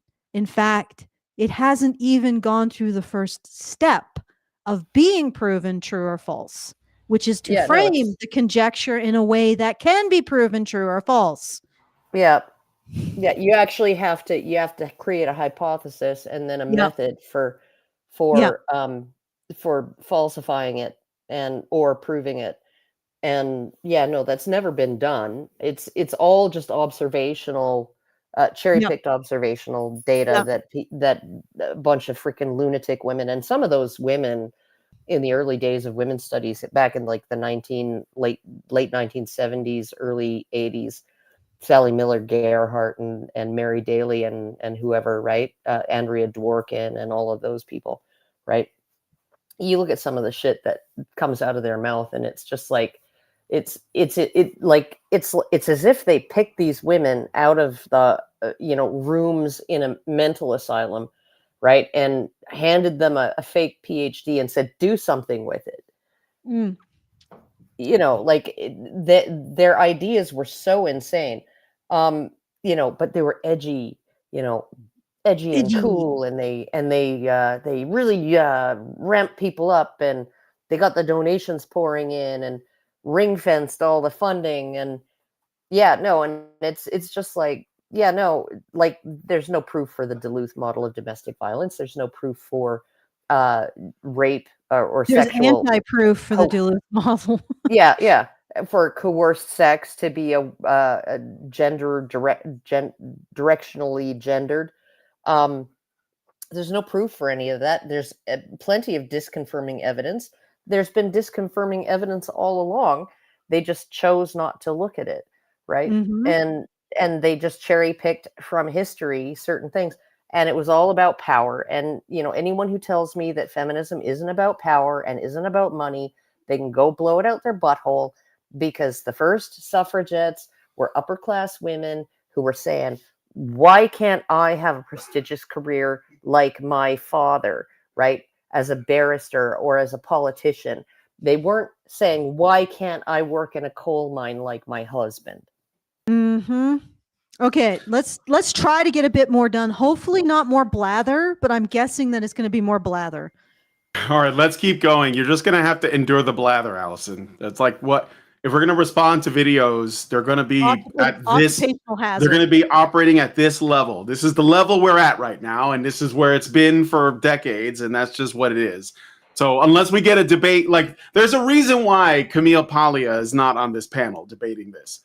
There's a reason why you're not seeing like Pearl is on here. I'm not even trying to like, what do you call it? Shoot the fade with Pearl or anything, but like, she's there because she's a popular influencer, not because she's an intellectual powerhouse that's gonna like deliver the goods. You're not gonna see a Janice Fiamengo on these panels. You're not gonna be, because she would destroy everyone. They wouldn't even be ready. It would be like, going into a fucking Call of Duty lobby with like some 12-year-old Korean kid. He would like 1v everybody at once. Like just destroy everybody, right? Well, so I could have been on this, but... Yeah, you could have been on this. Maybe you'll have another opportunity. But what I'm saying is, this is the level that we're operating at, because this is like, and this is, getting millions and millions of views. So I think that it's important that we try to elevate this turd to some degree. So the reason why I'm mostly on this side is honestly just because I can sympathize with the plight of most men not feeling valid and not feeling heard. And I think that should be talked about. The problem is the people who are leading that conversation tend to be folks who are still rooted in the concept of gender. And I think Okay, that's but detrimental yes, to the movement. because they're men's advocates. They're men. You sort of have to recognize what you're advocating for before you can advocate for it. Like, what? I don't believe men exist, but I'm a men's rights advocate. Okay, his entire presence on this panel he's like the essence of blather, formed into a human shape. Yep. Like It's a gray blob, but yes, a gray blobby shape that's vaguely humanoid. He's like the thing from beyond. And it's not an insult. That's the way he wants to be perceived. No, I know. I'm not insulting him. Yeah, like I said, if gender means nothing, then his words mean nothing too. And so he's like, I got to lean into that. So I'm going to say a bunch of shit that doesn't mean anything and then pretend like I made an argument. And you all should do it with me. We should all do this together. We should all say nothing. Be all about the nonsense. This is the culture of blather. It's not even woke or social justice. It's just tea tums and blather. Okay, let's keep going. And when you think about it, feminists and men's rights activists could work together. I agree. No! Oh, that's fucking rich. We're fucking rich. It's been 40 fucking years. Oh, well, we're willing to work together now. You know what? If I was years of vilification, of villainization, of demonization, of slander, of violent attacks, calling the guy who actually identified that some, mostly women, some parents, mostly mothers, alienate their child from the other parent. Okay. And it goes both ways because some men do it too, right? And we've been screaming into the fucking wind for 40 years with their feminist boot on our necks, right? And now, now we'll be nice. Now we're willing to listen. Yeah, no, this is like when me and my sisters were fighting in the backseat of the car. We were on like a single lane highway, right? And my dad had just passed like 20 fucking Winnebagos. We're on a road trip, right? And we're fucking with each other in the back seat. We're like just annoying each other, and he's just getting madder and madder. And Mom's telling us to stop it. And then he finally fucking pulls over, right? And we're like, oh, we'll be good now. Yeah, no. He's like, you see all those? Those are all the Winnebagos. I'm gonna have to pass again on this windy, curvy mountain road. So you know what? You're all going to fucking get it. Yeah, and I don't believe it. Like I don't believe it either. Because we wouldn't have, if we hadn't got it, we would have been back to it 5 minutes after he started the car again. If feminists genuinely wanted to work, you don't even have to work with us. Just get out of our way. Leave us alone. And leave us alone. Stop getting in our way. We don't need your help. We need your indifference. Just go and say, oh, feminism isn't for men. Good. Go away. Leave us alone. Jesus Christ, we don't need your help. We need Look, Alison, feminists and men's rights activists can totally work together. The only thing holding us back is that men's rights activists aren't doing everything feminists say.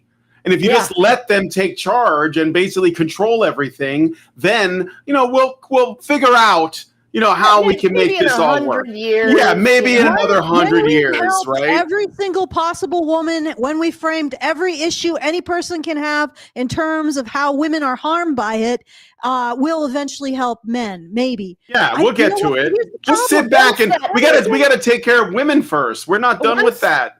Once there's no longer a single fucking girl, right, in the hills of fucking Nepal whose genitals were mutilated, right? Okay, once that no longer happens anywhere in the world, okay, then we can get to circumcision. Of men, of boys. Okay, all right, this is bullshit. And it's bullshit because feminism isn't an advocacy group. It's a sales pitch. It's a sales pitch for people to save women. And it's an effective sales pitch. And this isn't their fault. It's the fault of everyone else because we want to save women. Saving women motivates people because we have this sort of genetic memory that women and their situation needs to be improved and protected so we can have children as a society, so we can perpetuate ourselves. So selling the idea that women are in trouble and need to be saved is a great sales pitch. And that's what feminism is. They're never going to deal with men's issues because men's issues don't sell. Right? It's as simple as that. And again, it's not their fault that the human race is wired this way, but they're also not helping. Yeah, well, they're certainly not helping by saying gender is like just entirely socially constructed, and all of it is socially constructed, including the expectations placed on the two genders. And, you know, all of the expectations placed on men are socially constructed, and they're taught from childhood. No, they're not. They're inborn. They're innate, right? You can tell newborn babies, like, they respond differently to a woman's voice than to a man's voice, right? And that's just because they're programmed to do that. And by the time they're 3 months old, they can determine, they can differentiate men from women by looking at faces, right? 3 months old, okay? That is not social conditioning. They know the difference between men and women.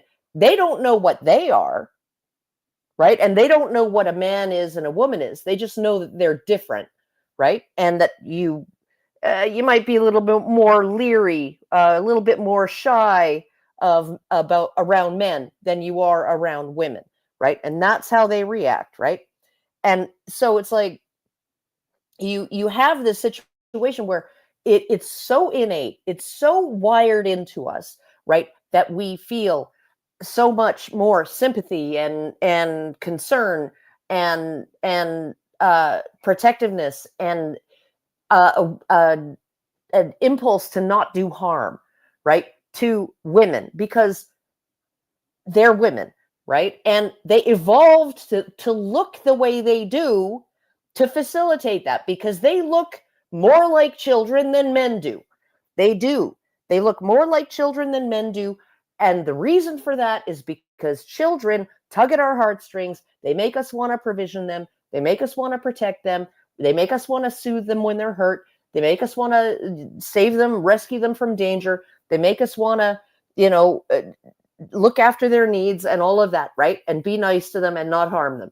And that is baby's superpower. That is children's superpower. And women carry more of that into adulthood than men do just by looking at them. And men are so you have women, they need to be protected and provided for. Children need to be protected and provided for. Who's left? Yeah. Whose job is that? And we need to recognize this fact that we are all working against an inherent bias. And that just recognizing that it exists is a huge step forward. This is why I don't believe any of these people are doing anything about actually changing gender, because they operate within the paradigm, within this paradigm that women are more vulnerable, they need more protection, that women's emotional state should define men's actions. They operate in that paradigm. They haven't exited that paradigm. All they've done is included a bunch of not men categories in the category of women. Yeah. All right, let's keep going. Yep. Okay, I got a super child from Richard Bier. Okay. He gives us $5 and says, "Have you seen that Jubilee video where it was 26 up against Ben Shapiro yet?" Oy vey, shut it down. No, it's not really relevant. I saw some of it.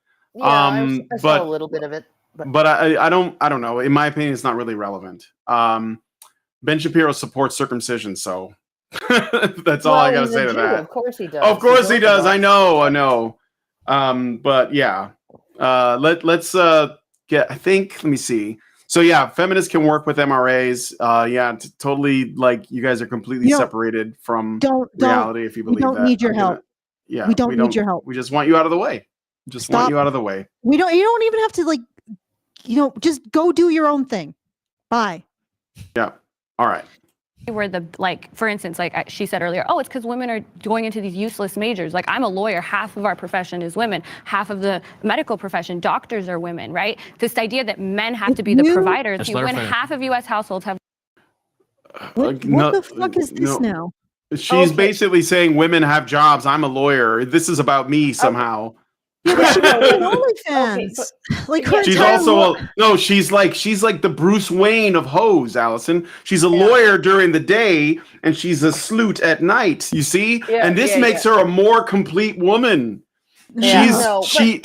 Come on now, she's like the shadow. No, like women are increasingly doctors, lawyers, veterinarians, nurses, like people who can get good jobs, well-paying jobs, right? Okay, and but that is not like well-paying jobs. Okay, engineering, physics, like PLC programming, right? Front-end development, right? Full stack programming, right? Those kinds of jobs, right? They can pay very, very well. And also, there is a premium on doing difficult jobs. Like my husband works for a utility. There's guys at his work who like go out in the trucks and they, do the outdoor work of, that, and it's highly skilled outdoor work. They didn't go to school for it, right? They trained on the job, and they're rewiring power lines, and they're sumping debris out of clogged storm drains and doing all of that kind of stuff, right? And that kind of inconvenient work, which you might have to be doing that in the pitch dark at 3 a.m., right, during a blackout, that comes at a cost, right? And women aren't doing that, right? And women are overwhelmingly the ones with the useless degrees. When men go to university, my husband's an exception because he has a Bachelor of Arts in English and Philosophy before he got his engineering degree. But yeah, no, like I think a lot of women, my sister, she wanted a job in government, and so she took a bachelor program in home economics. Like, why do you need to go to university to know how to cook, clean, and run a household? Right? I mean, like balance a checkbook. And how is that a 4-year program? Right? Okay, but what does that other thing prepare is- you for? Oh, a job in the government, right? Because they don't care what the degree you have is. They just demand that you have one, right? So she took the easiest one she could think of, one that she enjoyed. She enjoys cooking and sewing and things like that, right? And so she took that, and then there was a hiring freeze because Ralph Klein became premier in Alberta. And he was like, no, we're going to go full austerity to clean up this fiscal mess. I think Brian, your air conditioning might be going on again. Oh, okay. Yeah. Okay. But yeah, no, and they basically said we're doing attrition, we're retiring people early, and we're not hiring anybody new, and we're downsizing the government, and that led to like a huge economic boom. But she never forgave him for that because she didn't get her plum job that she wanted. Working at a basically unskilled job at the unemployment insurance office or something. Right?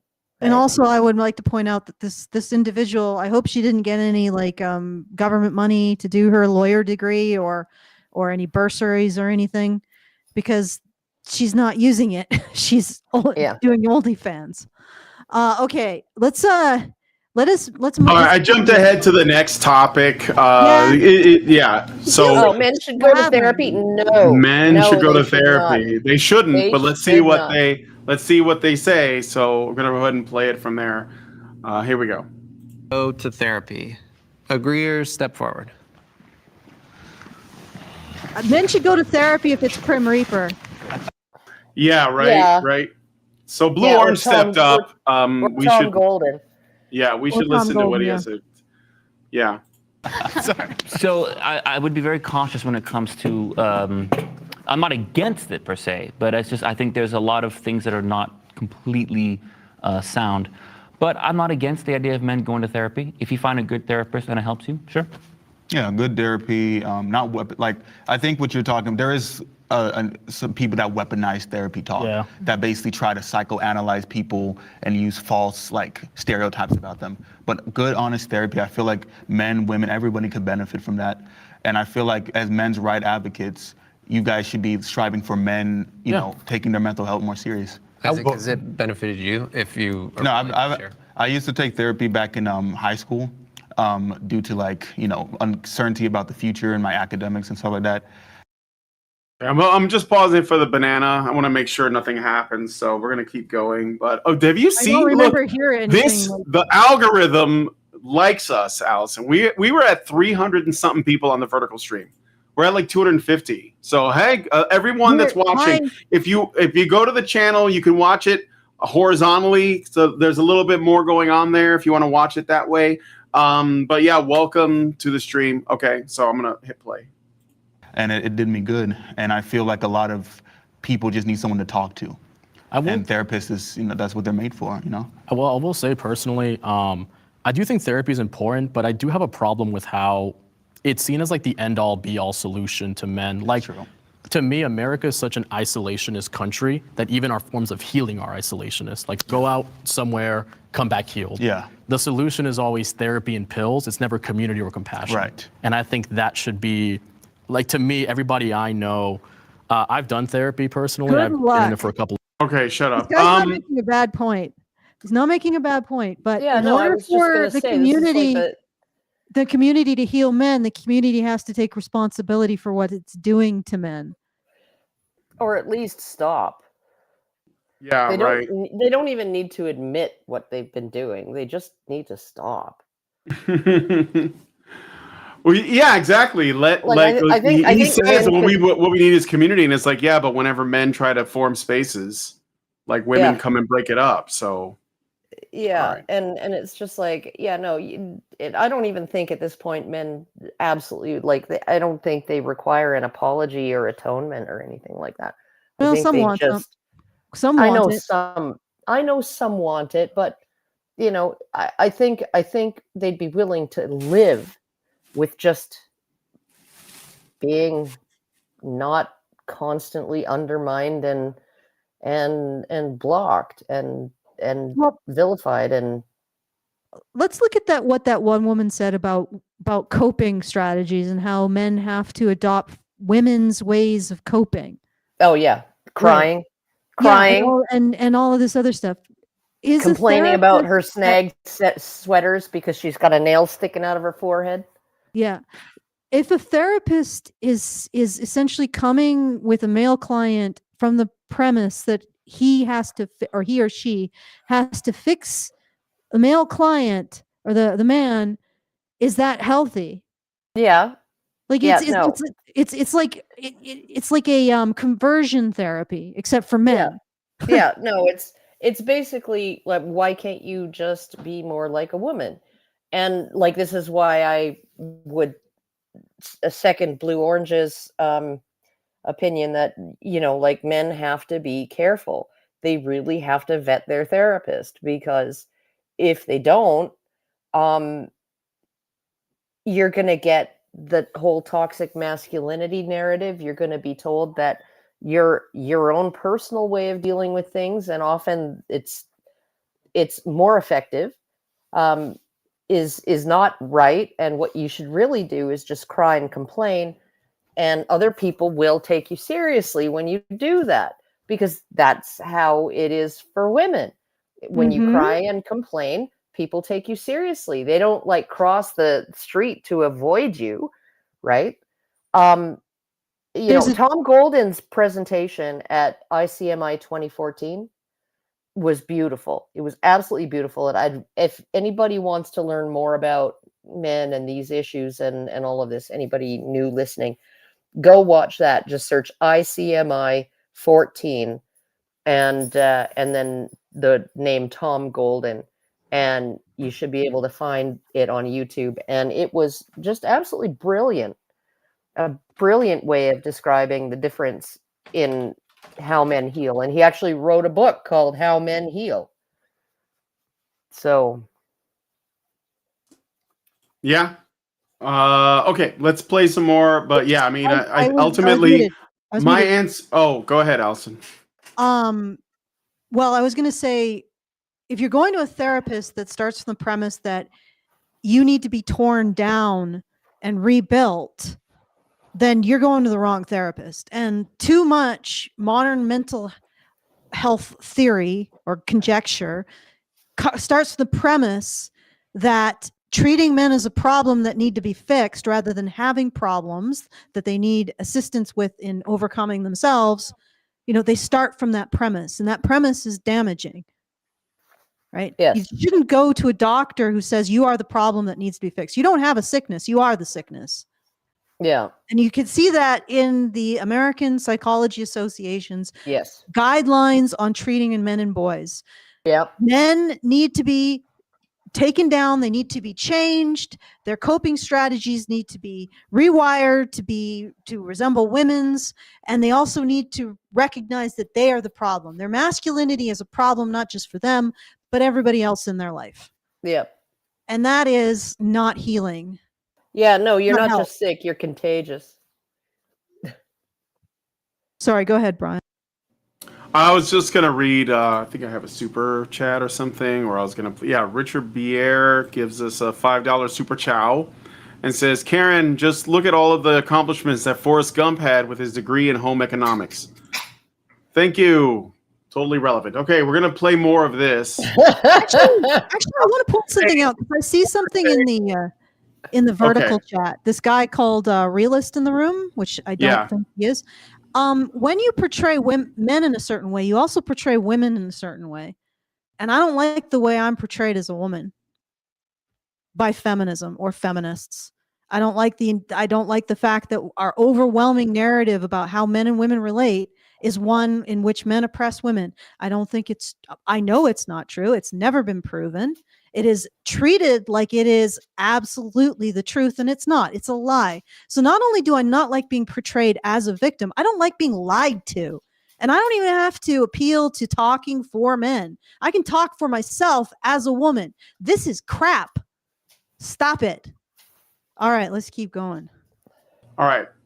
So anyway, my opinion on this is that, unless therapy itself changes, I don't think men should go to it. And I think that men generally do better with each other. So, I'm more for men having their own places where they can hang out and bro it up. I think that is a way more healthier way to heal than you go into some shrink that's going to basically try to change you, get you to transition or something so that you can heal from your toxic masculinity. A soft transition essentially is what the American Psychology Association is. So you don't actually transition to being a woman. You just transition to identifying women as superior. Well, okay, right, men would probably be better off getting together and going fishing or camping or getting out in nature with one another. Those kinds of things. I think that's actually, and that's something that we've really lost in a lot of respects because, when you actually, the scene in Crocodile Dundee where she's taking pictures of, the men doing their thing at their ceremony, the Aborigines and what's his name? Mick Dundee. Right. And they're doing some kind of male ritualistic, let's all get together and smoke and dance and talk and whatever. Right. And no women allowed. And she takes some photographs of them.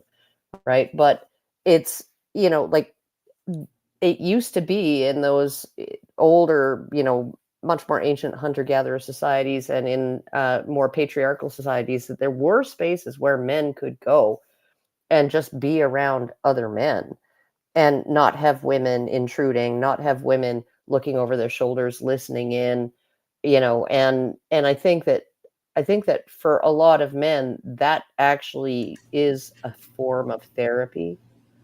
So yeah, no, it's, but I think more now than ever, men have been essentially their emotions, their traumas, their difficulties have been completely sidelined. And I don't know whether they feel like even if they talk to their male friends about problems that they're having, that they're going to be taken seriously or they're going to be blamed, because the entire culture is one of blame right now because of this feminist patriarchy narrative. So, yep. All right, so I skipped ahead a little bit, and we're going to get Montreal Vin Diesel's view on this question about therapy, because I think he works with men, and so he might have like a more informed, or at least like a different viewpoint. Definition of therapy that I think is wrong, and that's why I was hesitating, because community. Explain what you mean. For men especially, and again, I can't talk for women, I'm not a woman, but for men especially, we lack the interaction with other men without having women involved. Yes, that's true. And this is why I love martial art. This is absolutely why it has made me the man that I am today, because I got to bleed, to literally physically hurt somebody else, but it was always in a controlled manner. I am a violent man by nature, but I meditate every day. I have my violence under control because I was shown techniques to control myself that were taught by community of men. So martial arts is your therapy, but not talk therapy. The word therapy that's misused. Men need therapy, but do they need to go see a psychologist, or they just need to go to a retreat somewhere for a few weeks where it's just dudes? Because unlike... Yeah. I mean, I want, okay, so do you want to hear if they respond to it? Let me see. I want to see if there's like a counterpoint, or if you guys want to say anything to that. No, that just is a reiteration, a more concise one of what I just said. Men need to spend time together outside the presence of women, in a kind of stand by me manner, like, what was it, 5 young men going out to see a dead body by the train tracks, right? And they did a lot of bonding, and they did a lot of talk therapy, like amongst themselves. And it was like, that's just, you don't necessarily need to go to a psychiatrist or a psychologist, and you definitely don't need meds. Stay away from them unless you're really, really sick, unless you have something seriously, seriously wrong with you. Right? Check your testosterone. If you're depressed, check your testosterone, check your vitamin levels, check all those Get some things. vitamin D, right? Get a bunch of vitamin D, right? And some red meat, put down the fucking soy, milk. Set vitamin D, tofu definitely. aside. But, women need some vitamin D, definitely. Yeah, well, I mean, like, you look at like, most people in the Northern Hemisphere are deficient in vitamin D, particularly people with dark skin. And when you actually look at people's vitamin levels and all of those other things, right, and what kind of nutrition they're getting, like my son, my youngest, he started taking a multivitamin every day about a month ago. The second day, he comes upstairs and he says, "I can't believe I wasn't taking these. I feel amazing," right? And I'm like, why weren't you taking them? Like, you're supposed to take your vitamins, right? Right. Because you're not getting everything. Didn't Hulk Hogan say that? Say your prayers, eat your vitamins. Yeah. No, and it's like, because it's honestly, and if all the little Hulksters know.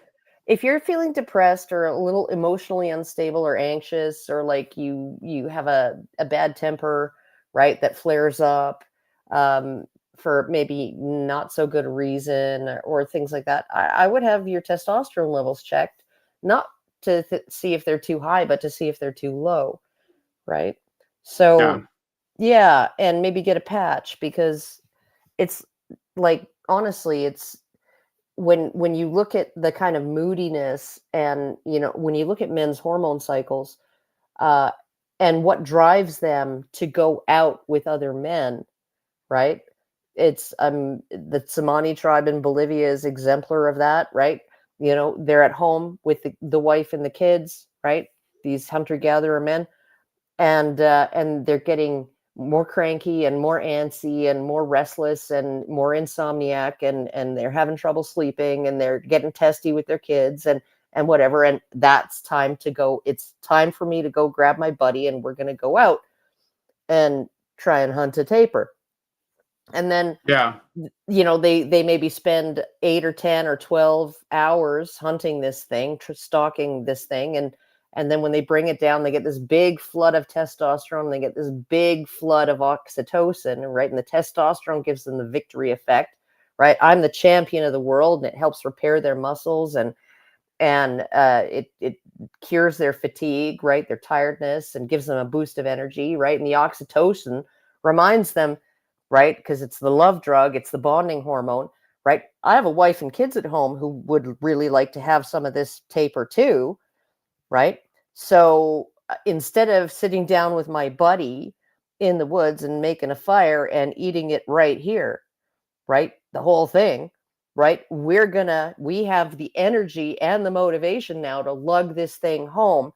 And the bonding hormone makes them want to share it with everybody that they care about, right? Which includes my hunting partner and his family, right? So it's like this perfect hormone cycle of being low testosterone and then going out and getting something done and bringing it home and then just coasting on that until the meat runs out, right? That's really what it is. And you know, and you do that with other men. Like that's what you do. And when you're out doing your hunt that you're talking with your hunting partner about stuff while you're walking side by side, not looking each other in the eye. Yep. Yeah. All right, should we play some more? Alison, stop taking the bait. Okay.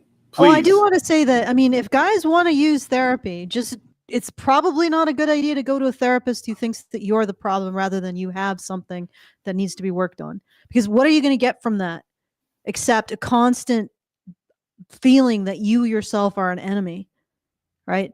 Now, if you have a therapist that's giving you skills to overcome stuff, because I went to therapy, I had severe anxiety, I had to develop skills to overcome it. If you go there to get skills, that makes perfect sense. You go in there for something specific, you're learning the skills to overcome it. But a lot of therapy doesn't talk about that. It's like either if you're a woman, it affirms your paranoia, your sense of victimhood, your sense that you are, the world is out to get you, which women don't need. That's not improving their sense of well-being at all. And if you're a man, this kind of therapy tells you that you are the problem. So it's like not functional stuff. All right, but some forms of therapy can be about acquiring skills to manage your emotions. Not all of them. So just be aware. And Brian, you're. Do you want to listen to the next clip or no? I think we could listen to the next clip. But that's going to be let's listen to the next clip. All right. So yeah, I mean we're coming up on 2 hours, so we're gonna be wrapping it up I think soon, right? I know Karen can't stay and all that, so but I can't help that the AC is there. It's easier for women to bond. Just think like many men can bond with other men, but I feel like instead of doing that, they look at women to solve their. No, I agree with that. Actually, I think a lot of I see this a lot in the men's rights activism. You see, okay, well, we should go back a little bit so we can hear it. Let's go back a little bit because we were talking over it and stuff. So let me go back. Okay, I'm gonna play it from, what was it? Maybe from here. Do or die friend, and most men do not have that. Yeah. Because women do tend to bond. It's easier for women to bond. It is. Just think like many men can bond with other men, but I feel like instead of doing that, they look at women to solve their. No, I agree with that. Actually, I think a lot of. I see this a lot in the men's rights activist movement, where basically, again, we turn to women to use their emotional labor to sort of like, kind of just, women are natural caretakers. They're not. Nobody's a natural anything, and it's a thing where we need to start doing that for each other. Exactly. Like emotional labor. Oh, good Lord! Nobody's a natural anything. This is bullshit. Again. whenever men get together to deal with their own issues on their own terms, feminists show up and try to break it down. Me and Brian did a show on the Orthodox monasteries of monks, like just communities of monks. It's like a peninsula or an island that's just all male. Like it's called Mount Athos. Mount Athos. Yeah. It's 100% male. And even their charity services to men, right? So they will do dinners, and they'll provide dinners for men, and presumably some kind of spiritual guidance as well. There are groups that are trying to get into Mount Athos, which is men helping men, and force women in there. Yeah. Every time men try to help other men, women show up, mostly feminist women, but possibly other identities of women. They show up and they say, we need to have control over this space. And then they get control over the space, and then they start setting up everything in terms of how they see it, like what is comfortable for them, what supports their view of reality. And then the space is now a woman's space. Yeah, what supports my emotional needs. It was the same with the men's sheds in Australia. You know, like it wasn't long before the mythopoetic movement. The mythopoetic movement, yes, it got infiltrated. The men's sheds movement, Bettina Arndt fought hard to keep the men's sheds male only, but I think feminists finally got the upper hand, and women were allowed in. And you got these men, these older men in particular, right? And they're trying to mentor boys and younger men, right? And they're like, I don't want to talk about my prostate cancer when there's a woman that's not my wife around. Like, I'd want to talk about it with my friend here, right? But I don't want to talk about it in front of a woman, right? Like it's just not something that I want to do, right? And so it's like, and she fought so hard to keep those spaces male only, and I think she lost the battle, because Australia is just as far gone as, you know, the US and Canada. But yeah, no, you just, like, the first thing that they did, the first thing that feminists did, one of the first things was close down all of the all-male country clubs, social clubs, golf clubs, right? You know what you should do one of these days is actually do a critique of an episode of the Flintstones where Betty and Wilma infiltrate the water buffalo lodge because they want to know what the men are up to, right? They're like so curious what kind of evil things the men are up to. Ooh, they're up to something, right? And then they end up regretting it. Yep. Yeah. Okay. Some more or what? Should we? Well, it's almost at the top of the hour. We did start a little bit late, but you know, I think it's what do you guys think? A little bit more? Let's see. Does anybody make a point, or is this just more blather? Come on, Alison. I don't. Why do you ask me that every time we go? Like, no one ever makes a point that's solid enough for you anyway. So we might as well just respond to what's there. Like, are you expecting someone's brain, like that guy's going to pull off the afro and it's actually his brain and he's going to make a really powerful point? No, it's going to be more of the same. Like the feminists only have talking points. They're just regurgitation machines. This could be a fucking, like, one of those, like, you know, automat soda things that you just put a quarter in and out comes a can that says men should cry more often. That's like that's all. That's what they do. That's like the extent of the 10 years of this. 10 years, it's the same content. I'm sorry, but that's what we have. This is what we have to make do with what we have and try to be entertaining. But trust me, you're not going to learn anything revolutionary from these feminists. And the MRAs are saying stuff, or at least the people on the side of the MRAs are saying stuff that we've already said ourselves. So we're not going to get anything extra amazingly mind-blowing from that either. But I mean, people want us to respond to this stuff. So that's where we're at. So yeah, I'm sorry, but I'm willing to do it. But like when you say, does anything really important happen? No. This isn't these. They're like These conversations are like episodes of Seinfeld. It's like about nothing. It's the same shit. You know? I'm sorry, but it's true. I mean, I don't mind it, but like, let's not pretend like there's like a secret video that's gonna have like the fucking, mother load of talking points in it that we've never heard before. Like, it's gonna be the same shit. So I'm sorry, but this is like, the thing is, what we're dealing with is this monotonous, circular reasoning, these ridiculous arguments that never get a sufficient pushback, and they just continue on and on infinitum while the world burns in the background, and they're still going, men, they get custody if they want it. Like that's not real. 1 in 4 women, 77 cents on the dollar. It's just the same shit. It's never changed, and it's not going to change because it's all about maintaining the institution. It's not about the truth in any way. So we're just going to keep going until like someday, maybe someone we'll all suffer. And then people are like, we should probably do something about this women-men thing, and maybe like really do something about it. Like while they're when they're in a cave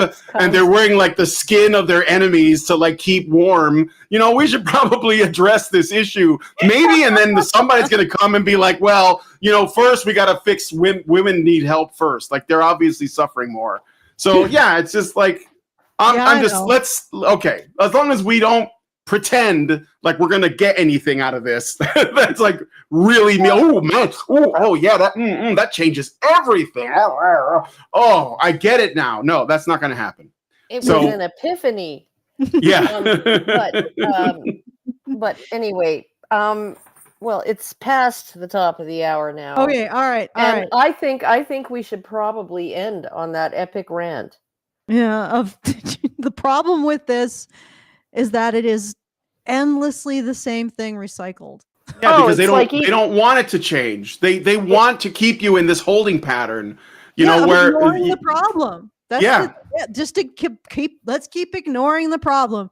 Let's keep ignoring the problem. Don't mind the lights going out, the plumbing no longer working. Let's keep ignoring the problem. No need. It's somebody else's problem. Men are to blame. Let's blame men some more. Surely that'll work this time.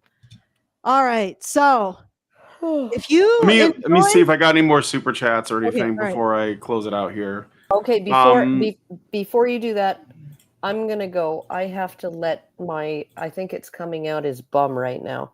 Borat. Yeah, no, he's shaking. He's shaking. So, he just vibrates when he has to poo. Vibrating. Yeah. So eyes are bugging out. He's like, I don't have any more room. Yeah, one of them's gonna go. So yeah, I'm gonna hang up now. Go take care of Borat. All right. Okay. Bye-bye. All right. So do we have anything further that we need to speak of? Nope. Okay. All right. So if you like this content, you want to send us a comment and a tip, you can do so at feedthebadger.com/justthetip. I'm pretty sure it was Pepito who asked for this, right? Pepito. Yeah, thank you, Pepito. I mean, I think it's worth responding to, but I'm just saying, like, I wouldn't. This isn't Hitchcock. This is Michael Bay. Like that, we're just like it's going to be very predictable. So it's Zack Snyder. It's also important to respond to because, like I said, I was going to be on this panel, except I'm still in the shit books with the U.S. Border protection. So, like, I just finished my 5-year ban. And also we're on a watch list in the Department of Homeland Security. So I didn't want to risk it. So I didn't do it. I didn't go to this panel, although I was invited. We had many weeks. They were even going to change the date that they did the recording to get me on, but I just didn't want to risk it. I talked to the immigration lawyer and he's like, basically, well, it depends on who you get at the border, whether or not you'll be allowed through or you'll get another 5-year ban. And I'm like, no. And so I wanted to talk about this because, like I said, I almost ended up on this panel, which I'm not sure if I would have improved it at all, but there you go. it's good to see the arguments that actually happened and maybe give an idea of what I would have said. But anyway, if you enjoy this content, feedthebadger.com/justthetip to send us a tip and a comment outside of YouTube's comment enhancement system. And we also have memberships on this YouTube channel. So if you're interested in that, go ahead and take a look in the low bar, which I believe you did the updated low bar, right? Okay, great. All right. So that's it. Back to you, Brian. Okay, so if you guys like this video, please hit like, subscribe if you're not already subscribed, hit the bell for notifications, leave us a comment, let us know what you guys think about what we discussed on the show. You can watch the full video that we were responding to in the description. There's a link so you can watch it yourself. And please, please, please share this video because sharing is caring. Thank you so much for coming on today's episode of the Rantzerker, and we'll talk to you guys in the next one. Have a good rest of your day or night, everybody. Men's rights activists are machines. All right, we're done. Oh, fuck. Wait, hold on a second. Men's rights activists are machines, dude. Okay? They are literal machines. They are talking point machines. They are impossible to fucking deal with, especially if you have like a couple dudes who have good memory on top of that too. Holy shit, you're fucked.